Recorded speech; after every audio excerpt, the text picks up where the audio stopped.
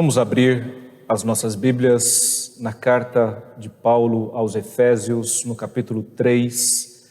Eu vou ler do versículo 1 até o versículo 8. Efésios 3, do 1 ao 8. Por esta causa, eu, Paulo, sou o prisioneiro de Cristo, Jesus, por amor de vós, gentios, se é que tendes ouvido a respeito da dispensação da graça de Deus a mim confiada para vós outros. Pois segundo uma revelação me foi dado conhecer o mistério conforme escrevi há pouco resumidamente, pelo que quando ledes podeis compreender o meu discernimento do mistério de Cristo, o qual em outras gerações não foi dado a conhecer aos filhos dos homens, como agora foi revelado aos seus santos apóstolos e profetas no Espírito, a saber, que os gentios são cordeiros, membros do mesmo corpo e coparticipantes da promessa em Cristo Jesus por meio do Evangelho, do qual fui constituído ministro, conforme o dom da graça de Deus a mim concedida, segundo a força operante do seu poder. A mim, o menor de todos os santos, me foi dada esta graça de pregar aos gentios o evangelho das insondáveis riquezas de Cristo. Amém. Vamos orar. Deus amado, fala conosco nesta noite. Ilumina o nosso entendimento, Deus, e abre o nosso coração para recebermos a Tua palavra e que essa palavra nos transforme, Deus, nos molde, faça o Teu querer em nós, é o que nós te pedimos, em nome de Jesus. Amém. Meus irmãos, a palavra graça é uma palavra que está presente no Novo Testamento. É uma palavra quase que central, uma palavra-chave do cristianismo. Graça é aquilo sobre o que o Novo Testamento fala. O Deus exposto é o Deus da graça. O Espírito Santo é o Espírito da graça. Todas as esperanças expostas aqui no Novo Testamento, nas páginas do Novo Testamento, apoiam-se sobre a graça do Senhor Jesus. Aquele que sustentou o apóstolo Paulo com essa certeza: a minha graça te basta. Deus disse isso ao apóstolo Paulo. No dizer de João, a graça e a verdade vieram por meio de Jesus Cristo. E as novas acerca de Jesus são também chamadas de o Evangelho da graça de Deus. Até mesmo a saudação formal daqueles dias, que era o salve, agora passa a ser a saudação que nós encontramos entre os cristãos nas cartas, a saudação que vem com a fórmula graça e paz. Graça. A ideia da graça, meus irmãos, ela é chave, uma chave que vai abrir o Novo Testamento. É impossível nós abrirmos o Novo Testamento sem essa chave. Sem importar o quão bem conheçamos o fraseado do Novo Testamento, nós não poderemos penetrar em seu significado enquanto não conhecermos algo acerca do que é a graça. Esta é a razão por que tantas pessoas acham que o Novo Testamento é desconcertante, frustrante até para alguns, especialmente quando leem as cartas escritas pelo apóstolo Paulo, que é o grande campeão da graça. E é também por esse motivo que muitos entendem tanto Paulo como a graça de uma maneira equivocada. Pessoas até mesmo religiosas, ignorantes acerca da graça, que tentam ler o Novo Testamento como um livro de máximas morais, ou de aspirações místicas, não podem entender aquilo que está escrito nele. Cada livro do Novo Testamento faz parte de uma grande análise sistemática, histórica e teológica acerca do fato da graça e deve ser lido como tal. Não podemos entendê-lo senão nesses termos. Infelizmente, porém, o significado da graça não é corretamente apreciado hoje. Nos últimos anos, nas últimas décadas, esse tema tem sido tão negligenciado por alguns e mal manuseado por outros, que a clara e profunda compreensão do termo, a graça de Deus, legada pelos reformadores, pelos puritanos e pelos evangélicos ali do século XVIII, a sua posteridade, tudo isso quase que desapareceu da cena religiosa. A palavra graça faz parte integral do nosso vocabulário religioso. Regularmente ouvimos ela em orações do tipo: concede-nos a tua graça, dá-nos a tua graça. Para muitos, porém, esse termo sugere apenas noções vagas, como uma celestial recarga de bateria, administrada por meio de ordenanças, e para a maioria, ele já não significa mais coisa alguma. Enquanto isto, muitos praticam, em nome do cristianismo, formas de religião que frustram e negam totalmente a graça de Deus. Nós temos o legalismo dos romanos, que faz a salvação depender da lealdade a um sistema eclesiástico. Temos o moralismo da doutrina protestante liberal, que diz que todos quantos tentarem ser bons, mesmo que pouco, esses serão salvos. E tudo isso resulta da mesma raiz: a incompreensão da graça de Deus. A necessidade mais urgente dos cristãos nos dias de hoje é de uma renovada conscientização do que a graça de Deus realmente é. Os crentes anelam ver uma reforma, ver um avivamento nas igrejas.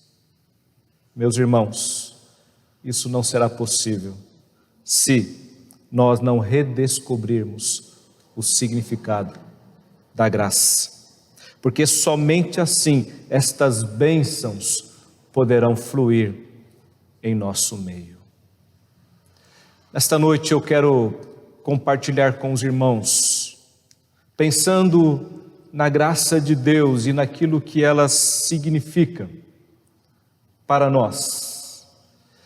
Baseado nesse texto, eu quero então compartilhar com os irmãos o que a graça define nas nossas vidas.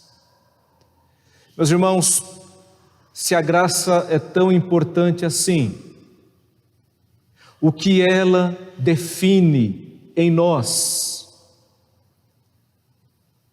Quando eu olho para esse texto aqui, meus irmãos, eu posso tirar pelo menos 3 lições para as nossas vidas, dentro deste tema, dentro dessa perspectiva. Em primeiro lugar, a graça de Deus, ela define as circunstâncias da nossa vida. O apóstolo Paulo, ele começa dizendo assim aos Efésios: por esta causa eu, Paulo, sou o prisioneiro. Se você ler os primeiros capítulos da carta aos Efésios, você vai ver que o tema que Paulo está tratando é a respeito da graça de Deus. No capítulo 1, ele está falando sobre a salvação, sobre o mistério revelado.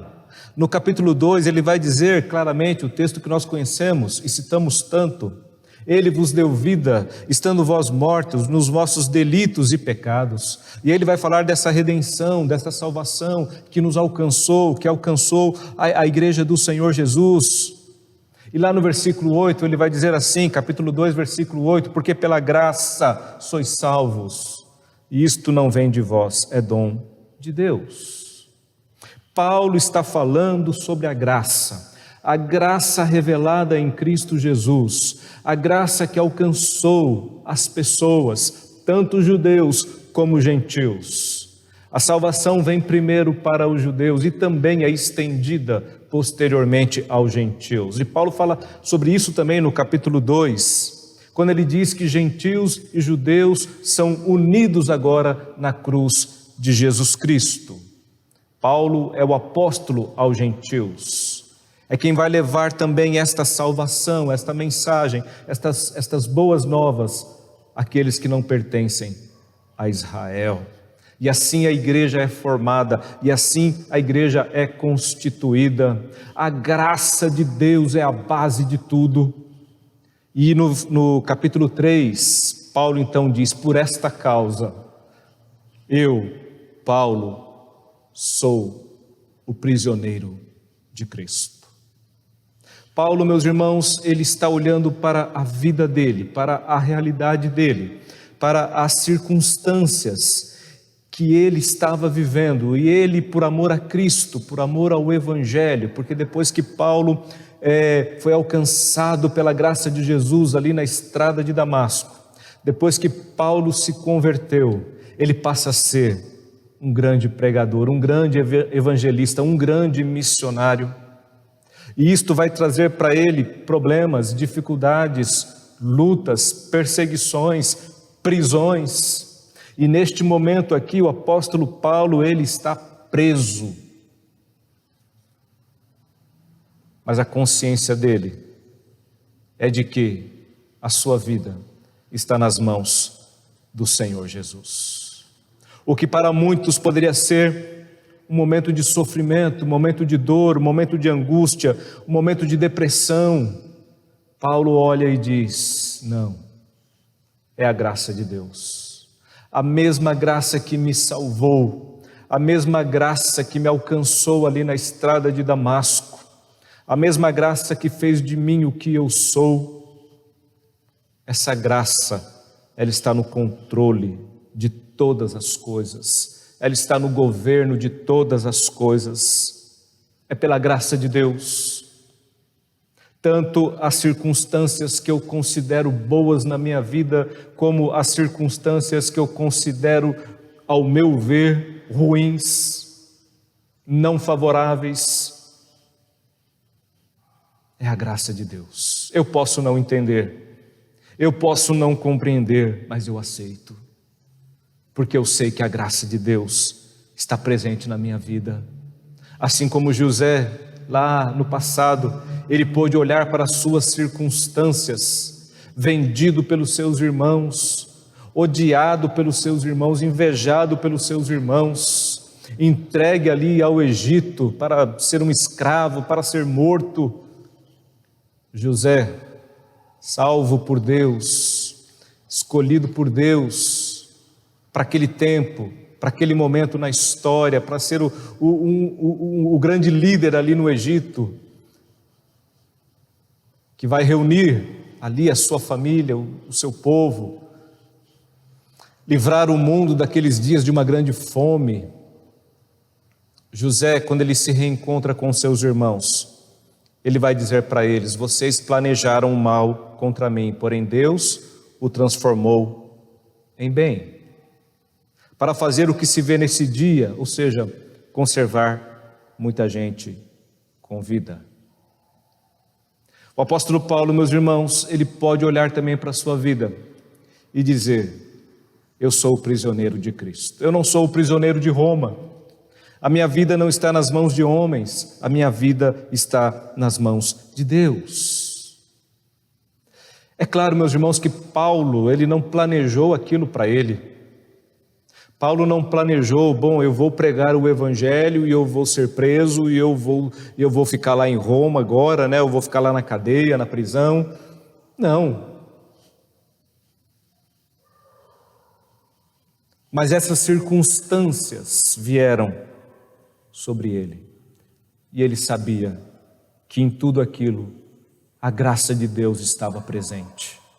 Deus tinha o melhor. Deus estava agindo através das circunstâncias. Ele não estava abandonado, ele não estava sozinho.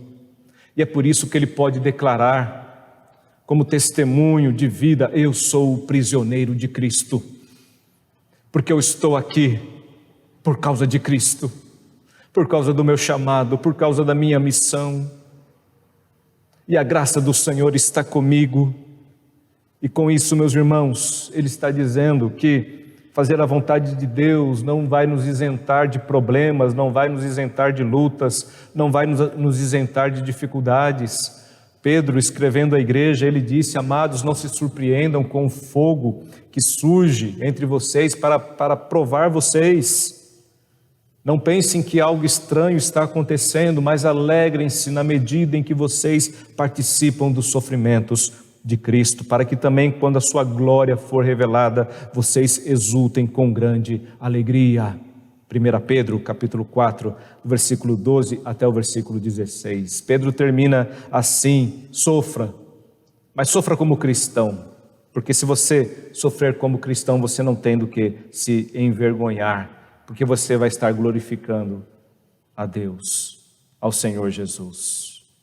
A graça de Deus, ela define as nossas circunstâncias. Nós estamos passando, meus irmãos, por um tempo muito difícil. Nós estamos passando por uma pandemia. No Brasil, quase 150 mil mortos. No mundo, um número muito maior. Quantas vidas ceifadas. Quantas pessoas perderam seus entes queridos. Pai, mãe, filhos, amigos, irmãos. Quantos servos de Deus foram ceifados nesse tempo? É a realidade na qual nós estamos inseridos. Mas, meus irmãos, nós sabemos que quem está no controle não é o Covid-19. Quem está no controle não é o presidente do Brasil, ou o presidente dos Estados Unidos, ou o presidente da China. Quem está no controle é o Senhor, o Deus Todo-Poderoso. E nós estamos, meus irmãos, debaixo da graça do Senhor. É a graça de Deus que define a nossa vida. É ela que dirige as nossas circunstâncias. Em tudo isso, Deus tem algo a nos ensinar. Em tudo isso, Deus tem algo a falar conosco. Nós não precisamos ficar tristes, cabisbaixos, desanimados. Nós não precisamos desistir. Paulo não desistiu ali na prisão. Ele não parou de pregar, ele não parou de ensinar, ele não parou de escrever as suas cartas, de doutrinar a igreja, de falar a respeito do amor de Deus, de ter alegria no seu coração, porque ele sabia que a graça define as nossas circunstâncias. Mas em segundo lugar, meus irmãos, quando nós pensamos na graça de Deus, nós podemos dizer também que a graça de Deus, ela define a nossa salvação. A graça de Deus define a nossa salvação. No capítulo 3 que lemos, o versículo 2 e o versículo 3 diz assim: se é que tendes ouvido a respeito da dispensação da graça de Deus a mim confiada para vós outros, pois segundo uma revelação me foi dado conhecer o mistério, conforme escrevi há pouco resumidamente. A graça de Deus, ela define a nossa salvação. O apóstolo Paulo, meus irmãos, sabe que ele é o que é pela graça de Deus. Ele não se considera, meus irmãos, alguém muito especial. Ele não se considera, meus irmãos, alguém muito importante. Paulo, ele chama a si mesmo de prisioneiro. Paulo, ele chama a si mesmo de servo de Cristo. A palavra servo, que vai aparecer em alguns lugares, meus irmãos, significa escravo, tem esse sentido. Paulo, ele é o prisioneiro. Paulo, ele é o servo. Paulo, ele é o escravo de Cristo. O escravo, naquele tempo, era alguém que não tinha vontade própria, era alguém que não tinha direito a preferências pessoais, Era alguém que não desempenhava qualquer papel relevante na família. O escravo, meus irmãos, eram pessoas simplesmente que eram propriedade do seu senhor ou do seu dono. O apóstolo Paulo, ele define a ele mesmo como escravo, como prisioneiro, como servo. Servo é aquele que não é livre, é aquele que não pertence a si mesmo, é aquele que presta serviço, é aquele que é criado, doméstico, serviçal. Essa é a ideia. Quando Paulo ele se coloca dessa maneira, meus irmãos, nas suas cartas, reconhecendo quem ele é, ou melhor, quem ele não é, ele está dizendo: eu sou o que eu sou pela graça de Deus. A graça de Deus define a nossa salvação. Nós não éramos melhores do que qualquer outro que estava no mundo. Se nós estamos hoje na presença do Senhor, é porque o Senhor nos amou, a despeito de quem nós éramos, a despeito da maneira como nós vivíamos. O Senhor é capaz de derramar a sua graça, o seu perdão sobre o maior dos pecadores. A graça de Deus pode alcançar um homem como o apóstolo Paulo, um perseguidor da igreja, um matador de cristãos. Ela pode alcançar também a pessoas que neste tempo são vistas como pessoas irrecuperáveis, pessoas para as quais olhamos e dizemos: não tem jeito, não tem salvação para essa pessoa, o que ela fez ou o que ela tem feito é tão terrível que ela jamais será salva. Meus irmãos, nós não podemos afirmar tal coisa. A salvação não nos pertence. Não somos nós quem definimos quem vai para o céu ou quem não vai para o céu. Esse não é o nosso departamento. O departamento nosso é o departamento de divulgação. Eu tenho que falar de Cristo, eu tenho que proclamar o Evangelho de Cristo, eu tenho que entregar a mensagem. Quem define é Deus. Se dependesse de nós, meus irmãos, nós escolheríamos as pessoas de acordo com os nossos gostos. E nós julgamos mal, porque nós julgamos também apenas e tão somente pela aparência. Nós somos preconceituosos, nós somos cheios de coisas que foram ficando em nossas mentes durante a nossa experiência de vida, que nos fazem muitas vezes não gostar de algumas pessoas, não gostar de algumas coisas, desprezar pessoas, assim como no próprio judaísmo nós víamos tais atitudes, e a Bíblia nos fala no livro de Atos, o apóstolo Pedro ali na sua dificuldade em pregar aos gentios, porque considerava aquele povo, aquela raça, uma raça indigna do amor de Jesus, do Evangelho de Jesus, e o Senhor teve que transformá-lo para que ele pudesse então ir pregar aos gentios, anunciar o Evangelho aos gentios. E na visão que Pedro teve, o Senhor disse a ele: não consideres imundo aquilo que eu purifiquei. Deus pode purificar qualquer criatura, qualquer homem, qualquer mulher. Ele pode transformar, Ele pode resgatar. Não há coração tão duro para o Senhor Jesus. E meus irmãos, esta é a graça de Deus. Não há merecimento, porque se houvesse merecimento não seria graça, mas não há merecimento. E o apóstolo Paulo ele vai dizer ainda no capítulo 3, versículo 8: eu sou o menor de todos os santos e a mim me foi dada esta graça. Como nós precisamos, meus irmãos, ter esse sentimento no nosso coração, de que nós somos o que somos, única e exclusivamente pela graça do nosso Deus, pela bondade do nosso Deus, pelo amor do nosso Deus.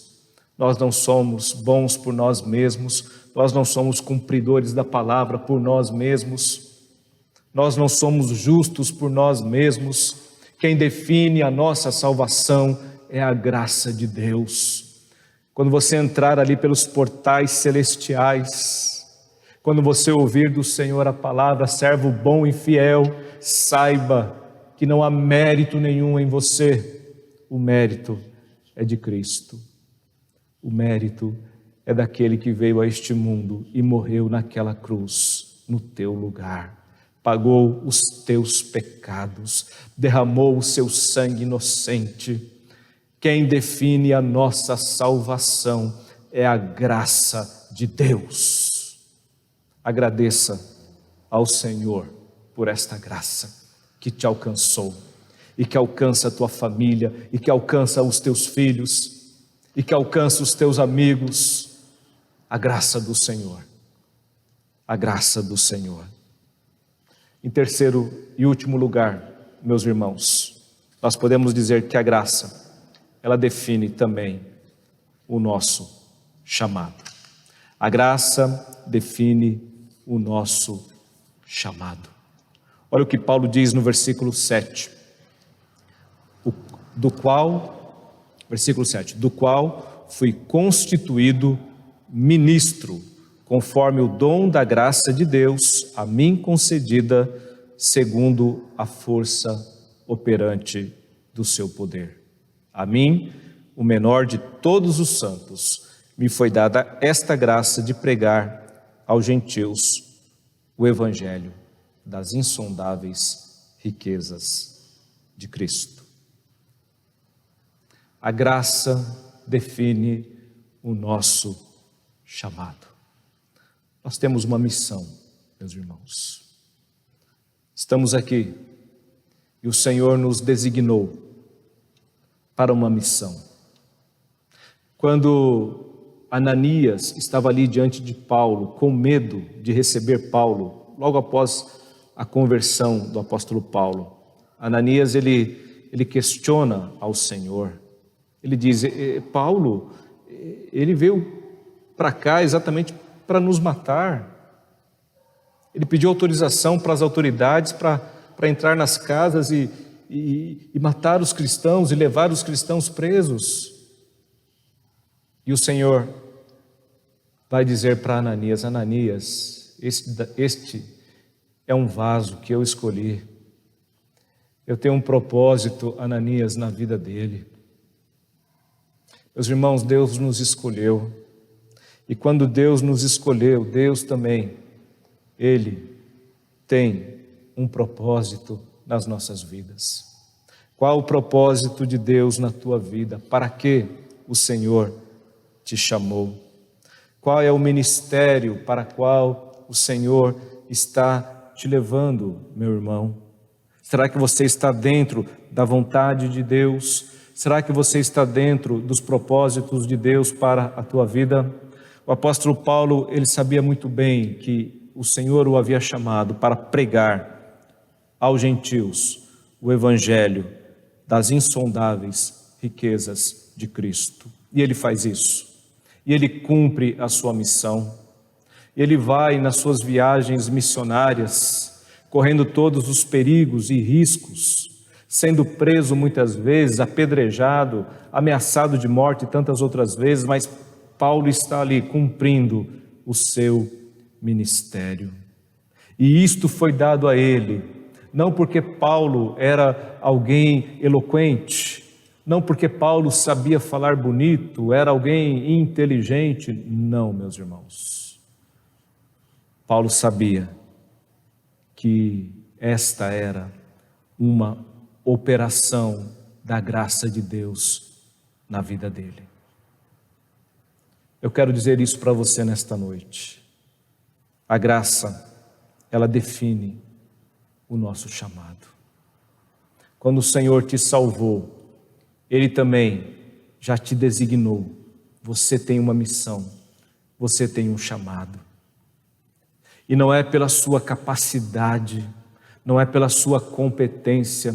Sabe por que muitos, meus irmãos, não conseguem ir muito adiante na vida cristã? Estão decepcionados, frustrados, olham para os seus ministérios e veem apenas frustração e derrota, é porque confiam em si mesmos, é porque não entendem a graça de Deus na vida deles, é porque muitas vezes tais pessoas estão achando, não é, que elas é que deram a Deus, né, o motivo para Deus escolhê-las. Elas estão ali pelos seus méritos. São as pessoas que realmente se acham, não é? Se bastam a si mesmas. Dizem que estão servindo ao Senhor, mas na verdade estão servindo a si mesmas, porque não vivem na dependência de Deus, porque não vivem na dependência do Espírito Santo. Pessoas que estão presas muitas vezes aos seus títulos, presas aos seus méritos, à sua sabedoria, ao seu conhecimento, ao seu poder, à sua influência. O apóstolo Paulo, ele dizia: eu sou o menor de todos os santos. Jesus já havia dito: se você quiser ser líder, não é? Estar à frente, ser o primeiro, você vai ter que ser servo. Servo. Esse é o caminho. A graça de Deus, ela define o nosso chamado. Meu irmão, se Deus te colocou aonde Ele te colocou, é porque Ele pode fazer uma obra maravilhosa na sua vida. A despeito das suas qualidades naturais. Muitas vezes Deus chama pessoas que já têm qualidades naturais e aperfeiçoa isso na vida delas, dando a elas a humildade e o temor do Senhor. Mas tantas outras vezes Deus chama pessoas que aos olhos humanos não têm qualidade nenhuma, característica nenhuma, e Deus levanta aquelas pessoas para a sua obra, para o seu serviço. Porque quem define o nosso chamado é a graça de Deus, é a misericórdia de Deus. Não são os homens, é a graça de Deus. A sua vida não está nas mãos de homens, não está na mão de líderes, não está na mão de pastores. A sua vida está nas mãos de Deus. A graça de Deus, ela define as circunstâncias da nossa vida. A graça de Deus, ela define a nossa salvação. A graça de Deus, ela define o nosso chamado, a nossa missão. Que em nome de Jesus, você possa viver debaixo desta graça.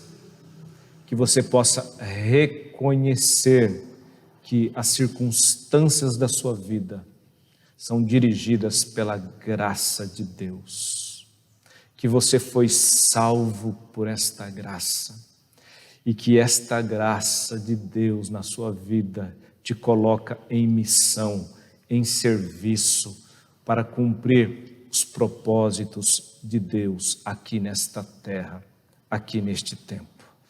Que Deus te abençoe, que essa palavra possa ficar no teu coração nesta noite, em nome de Jesus. Amém?